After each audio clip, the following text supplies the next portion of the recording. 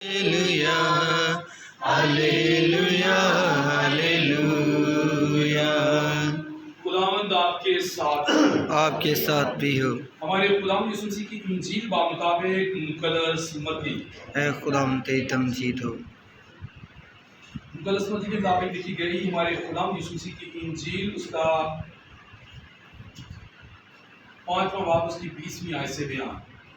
क्योंकि मैं तुमसे कहता हूँ, अगर तुम्हारी रास्तबाजी फकीहों और फरीसियों की रास्तबाजी से ज़्यादा ना होगी तो तुम आसमान की बादशाही में हरगिज़ दाखिल ना होगे। तुम सुन चुके हो कि अगलों से कहा गया था कि खून ना करना, और जो कोई खून करेगा वो अदालत की सज़ा के लायक होगा। लेकिन मैं तुमसे ये कहता हूँ कि जो भी अपने भाई पर गुस्से होगा वो अदालत की सज़ा के लायक होगा, और जो कोई अपने भाई को पागल कहे वो सदर अदालत की सज़ा के लायक होगा, और जो उसको अहमद कहेगा वो आग से जहन्नम का सज़ावार होगा। बस अगर तू कुर्बानगाह पर अपनी नज़र गुजरानता हो और वहाँ तुझे याद आए कि मेरे भाई को मुझसे शिकायत है, तो वहीं कुर्बानगाह के आगे अपनी नज़र छोड़ दे और जाकर पहले अपने भाई से मिलाप कर, तब आकर अपनी नज़र गुजरान। जब तक तू अपने मुद्दई के साथ राह में है उससे जल्दी सुलह कर दे। कहीं ऐसा ना हो कि मुद्दई तुझे मुंसिफ के हवाले करे और मुंसिफ तुझे सिपाही के हवाले कर दे और तू कैद खाना में डाला जाए। मैं तुमसे सच कहता हूँ, जब तक तू कौड़ी कौड़ी अदा ना करेगा वहाँ से हरगिज़ ना छूटेगा। इंजील जलील के वसीला से हम सब की खताएं माफ़ की जाएं। सभी बैठ जाए। मसीह खुदा में मेरे अजीज भाई बहनों, हम खुदा का शुक्र अदा करते हैं आज के इस खूबसूरत मौसम के लिए, और हम इन ज़िंदगियों के लिए जो खुदा के घर में आई हैं। खुदा का शुक्र अदा करते हैं कि वो तमाम अड़चनों रुकावटों बिलखसूस नींद के गलबे को तोड़ते हुए खुदा के घर में दाखिल हुए कि खुदा इन्हें अपनी बरकत से ममूर मालामाल फरमाए। वसी खुदा मेरे अजीज़ बहनों, आज की पहली तिलावत जो मुकद्दस पौलुस के खत करंथियों के नाम से जो दूसरा खत है उसमें से ली गई है, जिसमें हमने सुना है उसकी तजल्ली के बारे में, उसके रोशनी के बारे में, और वो रोशनी हमारे बदनों में इस तरह चमकी है कि खुदा यीशु मसीह आए और उसने हमारे दिलों में घर किया, और रोशनी अभी भी हमारे दिलों में है। और आगे मुकद्दस पौलुस ये बात फरमा रहे हैं कि हम मसीह के मुनादी के लिए, मसीह की तालीम के लिए, मसीह के प्रचार के लिए तुम सबके क्या हैं, गुलाम अपने आप को तसव्वुर करते हैं। और ये बात याद रखें कि जब हम खुदा के घर में आकर आप लोगों के लिए खुदा के कलाम की बातों को सुनाते हैं तो हम भी ये समझते हैं कि हम आप लोगों के क्या हैं, जो कलाम में लिखा हुआ है। तसव्वुर करता हूँ कि मैं तुम्हारा मसीह में क्या हूँ, गुलाम हूँ।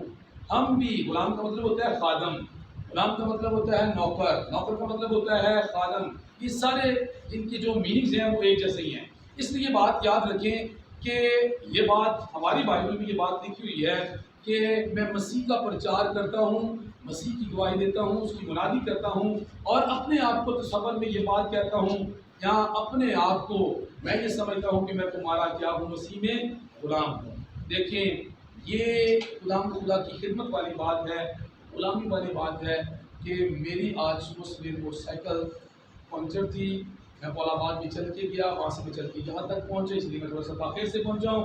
लेकिन मुझे ये पता था कि मैंने अपनी खिदमत जाकर अदा करनी है जो मेरे मसीहा ने आज की पहली तिलावत के मुताबिक मुझे अता की है कि मैं मसीह की मुनादी के लिए अपने आप को तुम्हारा नाम तसव्वुर करता हूँ।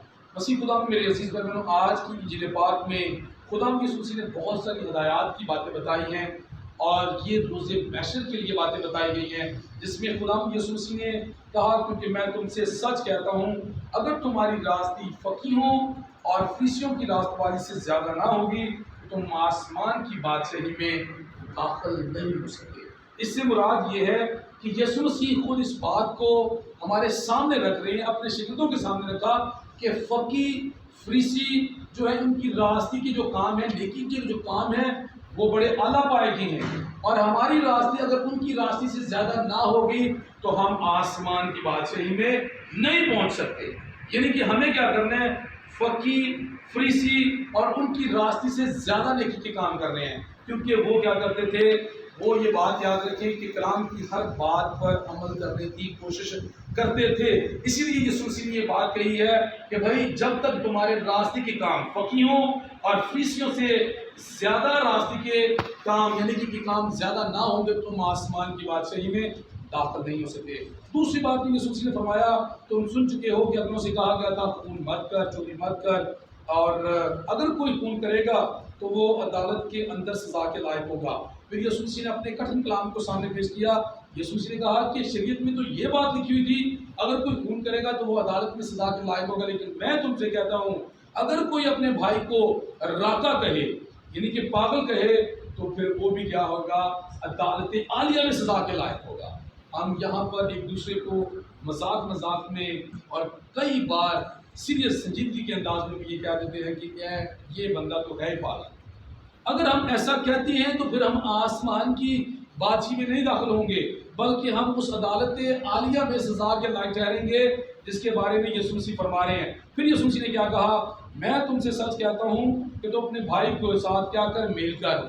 اس بھائی کے ساتھ اگر تو اپنی نظر کی قربانی لاتا ہے، خدا کی حضوری میں قربانی گزران رہا ہے، اور تجھے ایک دم سے یاد آئے کہ میرے بھائی کو مجھ سے شکایت ہے، تو یسوع مسیح کہتے ہیں کہ تو مذبح کے اوپر، اس قربان گاہ کے اوپر اپنی قربانی کو چھوڑ دے اور جا پہلے اپنے بھائی کے ساتھ کیا کر، میل کر۔ اور وہ بھائی کون ہے؟